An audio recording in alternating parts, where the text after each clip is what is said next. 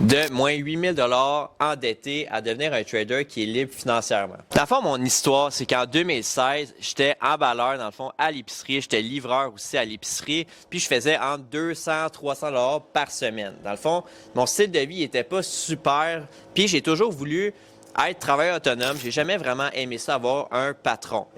J'avais pas vraiment d'argent. Puis j'ai découvert, dans le fond, qu'il y avait quelqu'un qui donnait des formations de trading qui avait mon âge. Je trouvais ça super intéressant. Puis j'avais juste pas les moyens, dans le fond, de faire sa formation qui coûtait 8 000 dans ce temps-là.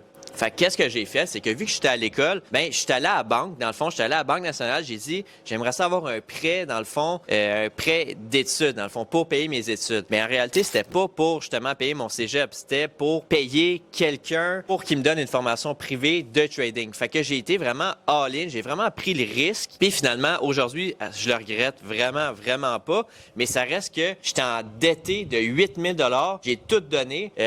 Puis, tu sais, honnêtement, maintenant, c'est le plus beau move que j'ai fait de ma vie en 2016. Ça va avoir été d'aller à la banque, faire semblant que je voulais un prêt, dans le fond, pour l'école, puis tout prendre cet argent-là, puis l'investir, dans le fond, dans mon futur de carrière de trader.